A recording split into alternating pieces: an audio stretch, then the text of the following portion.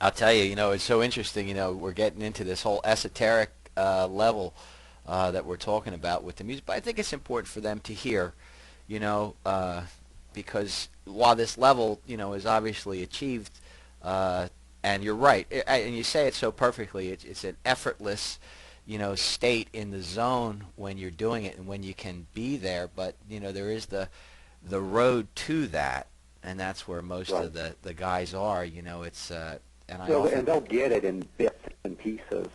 right If glimmers, yeah, they'll glimmers. get glimmers of it if they stick to things that aren't too far above their head at the time they're playing, and that's something that they need to, you know what I mean, work on. In other words, if you showed somebody, um, you know, 6 notes and said, I want you to stay on these 6 notes for, a 8-bar solo.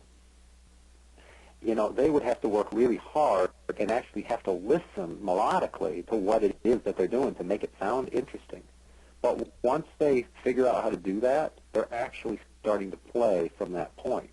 You see what I mean? Absolutely, And absolutely. if they could do that, and then they, would come around and try it again and try it again, I think what they'd find is they would be getting in the zone, in the right headspace to pull it off, Absolutely and correct. then grow from there. You see what I mean? Grow Absolutely. the ability to play more complicated things, and stay in the zone. Right. But And usually what happens is people are trying so hard to impress, which is a whole other subject, um, because so they're all trying to play over their head basically, yep. and I think everybody kind of suffer from that sometimes. But I mean, that comes down to what your real motivation is. Is the guitar a method to express something, or is it a method to bolster, you know, one's ego, or I mean, and I'm not saying there's anything wrong with that. I mean, maybe it'll work. Yeah, Right. for a while anyway. Yeah. I think you But said it quite well, though. And I just want to retouch it again. Is that uh, this level of playing that we're talking about, which is when you are self-monitoring with your ear and the hand is doing the thing almost like that the ear wants to hear, mhm. which is totally different than someone who claims to play by ear. That's just a totally different animal. It's not what we're Right. talking about here. There becomes this, Where your this. ear and your fingers become one That's it. is, That's is it. what we're after. That's it. That kind of reminds me of, I did a content advising here on DVD for Fret 12 for Leslie West. Hmm. And there was a really good example of someone who has no, formal, or he doesn't know anything about scales or even the patterns. He has a great connection between his ear and his fingers, and he listens. And that's the thing, that he's playing things that are, nice lines and great control of bending and everything else, and huge, feel and tension and tones and release and everything. And uh, it's all coming from the fact that he's really listening.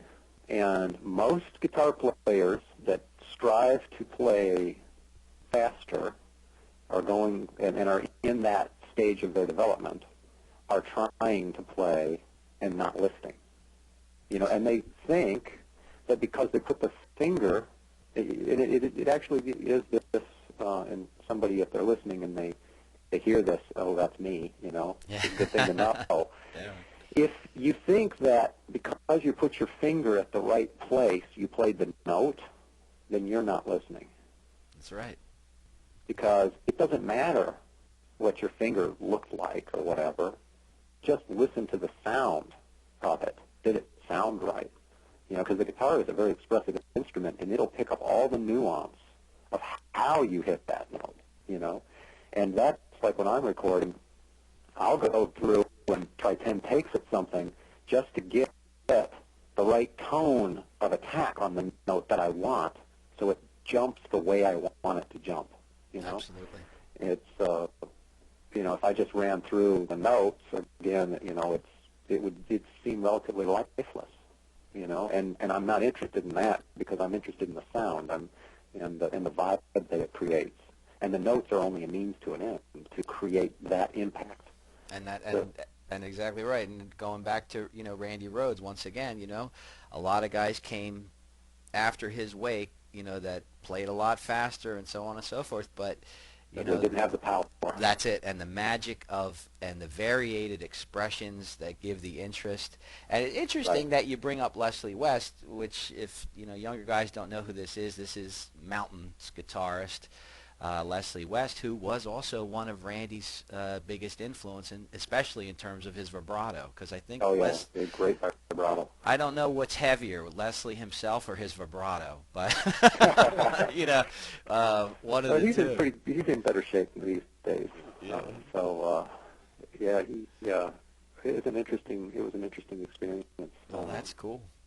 That is very cool. Well, you know, the thing is, in the rhythm books, I want to delve into rhythm too, and this is another question that came up because, and we had touched on grunge before, um, but in the rhythm two, the currently available rhythm two, Mm-hmm. you know, you get into you know, the open triads, what a lot of guys call the cowboy chords, and Mm-hmm. of course there's a lot of grunge examples and examples that are outside the typical vocabulary of the heavy rock, heavy metal thing. Now, was that your idea to expand the scope of this series to be more inclusive and more accessible to people, or was something the publisher asked you to rewrite it? You know, No, saying, everything that's in the books was. I mean, the publisher had really never had any significant influence in any of the books that I can think of. I mean, I may be wrong on that. I'd have to go back and think. But I mean, not in this, in all this stuff. No, it was exactly what I wanted to say and how I wanted to say it. okay, And I just feel like that. Well, okay, my basic philosophy is, yeah, specialize in try to go right to what you want to do in the most direct way, and you'll get there fastest. That's why there isn't any music notation in those books, which is, you know, a great divergence from anything that came before it that I was aware of, because it truly wasn't necessary, you know, and I could envision the method working a whole lot better without it. Not saying that you shouldn't learn how to read music. I mean, I know, and I do. I'm just saying that for these purposes, it really wasn't necessary. But at some point, understanding how harmony works, or at least getting an underpinning for it, does factor in, even if it's not exactly in the playing. It does when you start talking about melody and you start talking about singing, and then you have a melody line. And I would recommend to a guitar player, after you learn how to play your part, if you're playing in a song or you're writing songs, you should know what the melodies that the singer is singing look like on the guitar and how they interact with your chord progressions. If you do that, a whole world will open up to you. You don't have to do it. You know, you can let your ear guide you, and you can do melodies that interleave with the chord tones and sound strong. But it is the combination of melody and chord progression which create the strength and the emotion, you know. And so it's important to I think it's important to do that. And in the process of doing that, if you do any harmonization, well, then you kind of need to know how that works. And in my view, that's kind of the first step. Even though, as we went through the method, you know, I really didn't develop that step a whole lot further, and so it might be hanging out there kind of like a loose limb. But it is a branch itself that branches into other things, so I kind of thought it was necessary.